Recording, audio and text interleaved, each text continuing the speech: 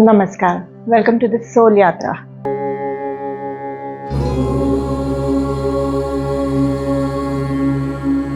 आप सबका फिर से स्वागत है मेरे इस चैनल पर।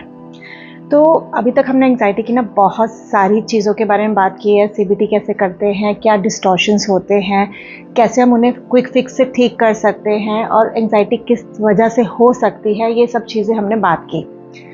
पर एंग्जाइटी होने के सिर्फ इंटरनल फैक्टर ही नहीं होते जिनकी वजह से हमें एंग्जाइटी हो जाती है, यानी इमोशंस की वजह से ही नहीं होते। पर मोस्ट ऑफ द टाइम ना ये हमारी गलतियों की वजह से भी एंग्जाइटी जैसी प्रॉब्लम और डिप्रेशन जैसी प्रॉब्लम हो जाती है।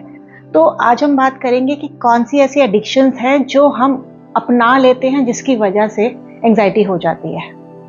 अक्सर ना स्कूल डेज़ में, कॉलेज डेज़ में बच्चे पीयर प्रेशर में आके, अपने दोस्तों के प्रेशर में आके ना एडिक्शंस में फंस जाते हैं, जैसे कि अल्कोहल लेना शुरू कर देना, सिगरेट पीना शुरू कर देना। और उस समय उन्हें लगता है ये ट्रेंड चल रहा है तो हम इस ट्रेंड में पीछे क्यों रहे, तो इन चीज़ों का सेवन करना शुरू कर देते हैं। शुरू में तो ये चीज़ें ना बहुत अच्छी लगती हैं, ऐसे लगता है कि भाई हम कितने मॉडर्न हो चुके हैं, देखो हम सिगरेट पी रहे हैं, हम अल्कोहल पी रहे हैं, और हमें लगता है कि हमारा उनके ऊपर कंट्रोल है, यानी हमारे कंट्रोल से ही हम ये सब चीज़ें कर रहे हैं। पर धीरे धीरे धीरे ये एडिक्शन का रूप लेने लगती है। जो पहले हमारा कंट्रोल उन पर हुआ करता था ना, अब हम उनके कंट्रोल में चले जाते हैं। और उसका पता तब चलता है कि जब हम इस एडिक्शन को छोड़ने की कोशिश करते हैं तो हमें घबराहट होने शुरू हो जाती है, एंग्जाइटी शुरू हो जाती है, गुस्सा आना शुरू हो जाता है, बहुत तरीके के मूड स्विंग्स शुरू हो जाते हैं। और द मिनट इन चीज़ों का हम दोबारा से सेवन करना शुरू करते हैं, सब कुछ शांत हो जाता है। तो लोग इसके ना एडिक्शन में आ जाते हैं। शुरुआत में तो ये अनजाने में किया हुआ एडिक्शन है, पर बाद में ये सीवियर एंग्जाइटी का रूप ले लेता है। तो इन चीज़ों के सेवन से क्या होता है कि हमारा नेचुरल केमिकल बैलेंस ना डिसबैलेंस हो जाता है। अब बॉडी उसी को ही नेचुरल समझने लगती है कि जब तक ये सब्सटेंस हमारी बॉडी में नहीं आएगा तब तक मैं इस तरह का रिएक्शन नहीं दूंगी, यानी कि मैं काम डाउन नहीं होंगी, मैं एक्टिव फील नहीं करूंगी, मैं खुश नहीं रहूंगी। तो ये सब चीज़ें जब हम यूज़ करते हैं ना, अल्कोहल, सिगरेट और फ़ोन एडिक्शन भी मैं इसी में ऐड करूंगी, जो कि अभी नया नया एडिक्शन है। तो इनको जब तक हम यूज़ नहीं करते हैं तब तक बॉडी फटीग फील करती है, उसे वीकनेस होती है, ऐसे लगता है कि हमारे अंदर एनर्जी नहीं है। तो ये सब चीज़ें ना हमारा नेचुरल केमिकल बैलेंस जो होता है ना, वो डिस्टर्ब कर देती हैं। तो चलिए जानते हैं कि अल्कोहल का हमारी बॉडी पे क्या असर होता है। जैसे ही अल्कोहल लिया जाता है वैसे ही वो हमारे स्टमक में चला जाता है, स्टमक से वो हमारी ब्लड स्ट्रीम से सारे टिश्यूज़ में चला जाता है, फिर वो ब्रेन में चला जाता है। तो 5 मिनट के अंदर ना ये काम होना शुरू हो जाता है और उसके बाद जाके लीवर उसे प्रोसेस करना शुरू करता है। तो जनरली आपने देखा होगा कि बहुत ज़्यादा अल्कोहलिक जो लोग होते हैं उनका लीवर डैमेज हो जाता है। तो लीवर डैमेज कैसे होता है? एक्चुअली लीवर का जो काम होता है कि वो इम्प्योरिटीज़ को प्योर कर रहा है। जब द मिनट उसके अंदर अल्कोहल जैसी चीज़ आती है जो उसके लिए नई है या बॉडी के पार्ट्स के लिए वो नहीं बनी है, तो लीवर उसके ऊपर ज़्यादा वर्क करने लगता है सो दैट कि वो उसे अच्छी तरह प्रोसेस कर दे, क्योंकि उसके लिए वो पॉइजन है। तो वो उसके ऊपर सारा ध्यान लगाने लगता है। जो बहुत ज़्यादा अल्कोहल का कंजम्पशन करते हैं तो उनके साथ ये प्रॉब्लम इसलिए ज़्यादा हो जाती है कि उनके लीवर को ना ज़्यादा प्रोसेस करना पड़ रहा है, तो इसलिए ना लीवर का काम ज़्यादा बढ़ जाता है, जिसकी वजह से उसके ऊपर लोड आने लगता है। और फिर जिसको वो प्रोसेस नहीं कर पाया वो धीरे धीरे ही ना कैंसर का रूप लेना शुरू कर देती है। पर अल्कोहल एंग्जाइटी का काम कैसे शुरू करती है?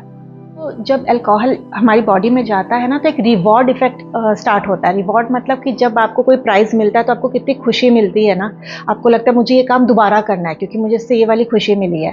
तो यही इसके साथ भी होता है कि हमारा डोपामाइन जो लेवल होता है वो इंक्रीज़ हो जाता है। तो जो डोपामाइन हार्मोन होता है ना, उसका काम ही होता है कि हमें रिवॉर्ड मिलने पे जो खुशी मिलती है ना, वो खुशी प्रोवाइड कराना। तो जैसे ही अल्कोहल बॉडी में जाता है, सेम फीलिंग हम लोगों को आने लगती है कि हमने ना कुछ ऐसा काम किया है जिसके लिए वी आर वेरी प्राउड, हम बहुत खुश हैं और हम बहुत प्राउड फील कर रहे हैं। और उसकी वजह से बार बार उस अल्कोहल को लेने का मन करता है, क्योंकि हमें बार बार वो रिवॉर्ड फीलिंग चाहिए, हमें वो फील करना है। इस तरह अल्कोहल लीवर डैमेज करना शुरू कर देती है। तो अल्कोहल की वजह से ना हमें वो रिवॉर्डिंग फीलिंग आने लगती है, जिसकी वजह से अल्कोहल के ऊपर डिपेंडेंसी हो जाती है। अब जो दूसरी तरह का एडिक्शन है वो है सिगरेट का। सिगरेट एक ईजिली अवेलेबल जहर है जो हर जगह मिलता है। किसी भी तरह का टबैको, निकोटिन आपकी बॉडी के लिए ना हार्मफुल है और बहुत ज़्यादा हार्मफुल है, पर हम लोगों को पता नहीं चलता क्योंकि सेम इफ़ेक्ट वो भी देता है जो अल्कोहल पीने से होता है। लंग्स की कैपेसिटी धीरे धीरे धीरे कम होने लगती है। ऐसे लोगों को अस्थमा हो जाता है, ऐसे लोगों को सांस लेने में दिक्कत होनी शुरू हो जाती है, और ऐसे ही लोगों को ना एंग्जाइटी भी बहुत ज़्यादा होती है, क्योंकि उनकी डिपेंडेंसी टबैको के ऊपर हो जाती है। और टबैको तो एक ऐसी चीज़ है कि लोग सुबह से लेके रात तक सोते तक 10-20 सिगरेट्स पी ही जाते हैं, पर ये बहुत रैपिड इफ़ेक्ट होता है। सिगरेट का जो नशा होता है ना, आप 5-5, 10-10 मिनट में आपको उसकी ज़रूरत होती है, और ये इतना इजीली अवेलेबल है कि लोग इसको ना एंटी एंग्जाइटी की तरह ही यूज़ करते हैं। पर उन्हें लग रहा होता है कि वो अपनी घबराहट को ख़त्म करने के लिए सिगरेट पी रहे हैं, पर उसकी वजह से घबराहट हो रही होती है, क्योंकि उसकी वजह से सांस लेने में दिक्कत होती है, उसकी वजह से सोचने समझने की शक्ति ख़त्म हो जाती है, उसकी वजह से आपका स्टमक का, आपका डाइजेस्टिव सिस्टम ख़राब हो चुका होता है, और अस्थमा जैसी प्रॉब्लम हो जाती है। तो ये सब चीज़ें सिगरेट के सिर्फ धुएं की वजह से, जैसे टबैको का धुआं आप शरीर में ले जा रहे हैं, आप बेसिकली शरीर के अंदर के सारे इंटरनल ऑर्गन्स को ना जला रहे हैं। तो ऐसे में आपको लगता है कि ये हेल्पफुल है हमारी हेल्थ के लिए या एंग्जाइटी के लिए? ये बिल्कुल भी हेल्पफुल नहीं है, और ये बिल्कुल भी हेल्दी नहीं है। मतलब लिटरली सिगरेट को ना जहर का ही नाम दिया गया है कि आप धीरे धीरे हर रोज़ वो जहर पी रहे हैं। अब जो तीसरी तरीके का एडिक्शन है वो बिल्कुल नया है, और वो है फ़ोन एडिक्शन। और फ़ोन एडिक्शन कैसे हो सकता है? अगर आपको कोई कहे कि आप कुछ घंटे बिना फ़ोन के गुजारें, तो आपको कैसा फीलिंग होगी? आपके अंदर घबराहट होगी, कहीं मुझे कोई फ़ोन तो नहीं कर रहा, मैं पता नहीं क्या मिस कर रहा हूँ, दुनिया में क्या चल रहा है। कोई भी आजकल बिना फ़ोन के नहीं रह सकता। मैं तो घंटों की बात कर रही हूँ, कुछ मिनट्स भी कोई भी फ़ोन के बगैर नहीं रह सकता। और जब आप किसी चीज़ के बगैर नहीं रह सकते और आपको उसकी ज़रूरत महसूस होती है, नहीं तो आपको घबराहट होने लगती है, आपको बेचैनी होने लगती है ना, वही एडिक्शन होता है। तो फ़ोन भी एक तरीके का एडिक्शन ही हो चुका है। आज से 20-25 साल पहले जब ये फ़ोन नहीं थे, तब की लाइफ में और अब की लाइफ में ना बहुत चेंज आ चुका है। पहले के लोगों में इतनी घबराहट, इतनी डिप्रेशन नहीं दिखाई देती थी, और ना ही पता चलती थी। पर आजकल हर दूसरे तीसरे आदमी को एंग्जाइटी है, डिप्रेशन है। हर कोई पहले जो आपस में बातें किया करता था, एक दूसरे के साथ बैठ के बातें किया करता था, अब पूरा वक्त फ़ोन में ही बैठा होता है। चाहे वो फैमिली डिनर हो रहा हो या फ्रेंड के साथ बाहर गए हों, हर कोई अपने फ़ोन पर होता है। तो ये भी एक एडिक्शन का ही रूप लेते जा रहा है। आजकल छोटे छोटे बच्चों को कंसंट्रेशन की प्रॉब्लम हो चुकी है कि उनका जो कंसंट्रेशन स्पैन है वो कुछ मिनट का रह गया है, उसके बाद उन्हें बिठाना मुश्किल हो जाता है। पर ये ऐसा होता क्यों है? तो इसकी वजह भी वही है, डोपामाइन लेवल का बढ़ जाना। अभी मैंने बताया जो हमारी बॉडी में रिवॉर्ड का हार्मोन होता है वो है डोपामाइन। उसका काम होता है कि जब हम किसी लक्ष्य को अचीव करते हैं, यानी हम किसी टारगेट को अचीव करते हैं ना, और उसके बाद जो हमें खुशी मिलती है वो होता है रिवॉर्ड।